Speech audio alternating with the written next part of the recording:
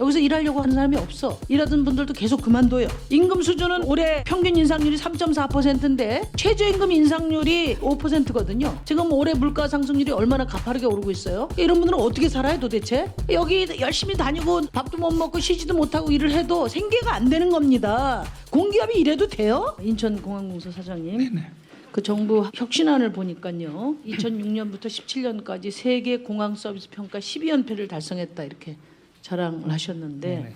대한민국 인천공항의 서비스를 세계 최고로 만든 노동자들, 세계 최저 수준의 노동 조건에 대해서 제가 좀 질의를 드리도록 하겠습니다. 아까 오전에 답변하실 때 보니까 내년부터는 흑자 전환이 가능할 것 같다 이렇게 전망하셨어요. 네네. 예, 제가 그 인천공항 이용객 현황을 보니까 작년에 비해서 월 평균 한 3.5배 이상 지금 가파르게 늘어나고 있는 것 같습니다. 그렇다면은 이에 대한 보안 등 항공 안전과 서비스 제공에 대한 철저한 대비가 필요할 것 같은데 어떻게 하고 계신가요?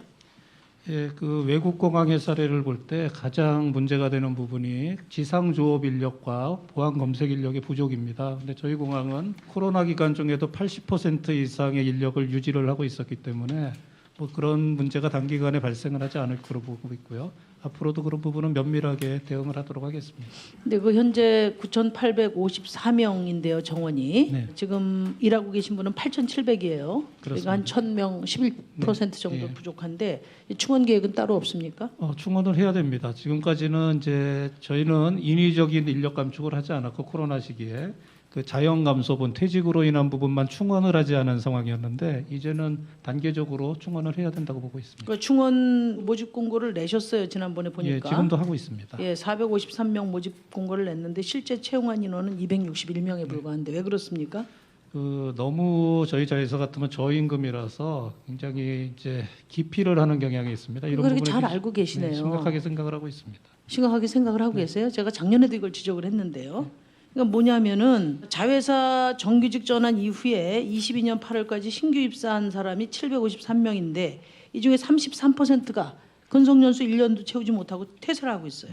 그러니까 확충 계획도 중요한데 충원이 안 되고 있어요. 여기서 일하려고 하는 사람이 없어. 일하던 분들도 계속 그만둬요. 처우가 그 정도로 나쁜데 이에 대한 대책 안 세웁니까? 저희가 이제 자회사 정규직화를 추진할 때 현재 보수 수준을 그대로 가지고 들어왔기 때문에 그러고요. 이 부분은 뭐 계속 좀 중장기적인 계획을 세워서 현실화를 해야 된다고 보고 있습니다.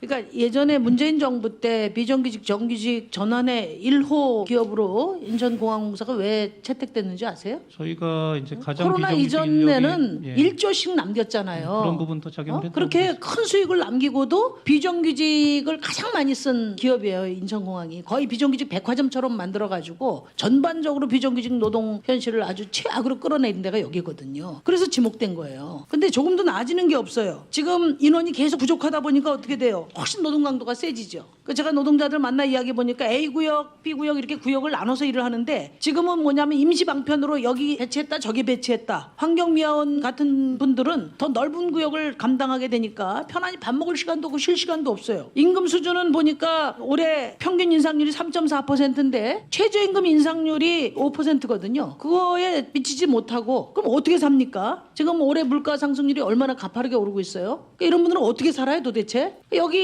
열심히 다니고 진짜 밥도 못 먹고 쉬지도 못하고 일을 해도 생계가 안 되는 겁니다. 공기업이 이래도 돼요? 그다음에 정규직과 근무시간 차별도 개선되지 않고 있어요. 정규직은 4조 2교대, 자회사는 3조 2교대, 환경미화 노동자는 주 6일제. 이거는 국가인권위원회 바로 가져가면 바로 차별로 판정납니다. 이 부분 공기업이 이렇게 하면 안 돼요. 점진적으로 개선해야 된다고 보고요. 점진적이 어디 있어요? 근데 작년에 의원님 국감 때 지적해 주신 환경미화원 주 6일제는 5일제로 전환하기로 합의가 돼서 바로 내년 초부터 시행을 할 거고 저희 공항 여건이 닿는 대로 개선은 해나가는 방향은 틀림이 없습니다. 다만 어떻게 대한민국 일시에 하기는 공기업들이 굉장히 어렵다는 말씀을 네? 드립니다. 명색이 공기업이 이렇게 하면 안 되거든요. 제가 너무 화가 나서요. ESG 경영이 도대체 뭡니까?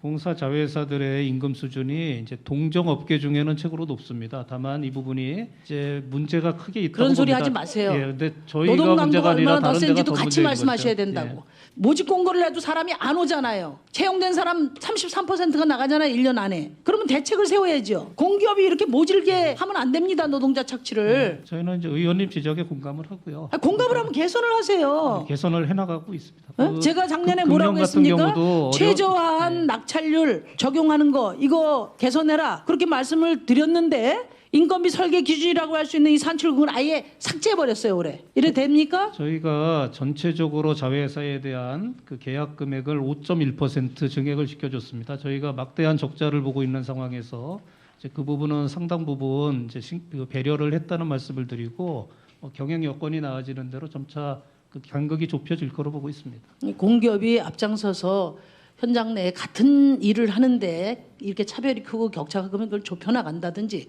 그런 선도적인 역할을 해야 되는데 인천공항은 거꾸로 이것을 악화시키는데 선두에 서 있단 말이에요. 아닙니다. 종합감사까지 시정대책 마련하세요. 제가 모든 걸 걸고 해결할 겁니다. 아시겠습니까? 네, 저희는 작년에 저희 본사는 임금 인상률을 0.9%를 했고요.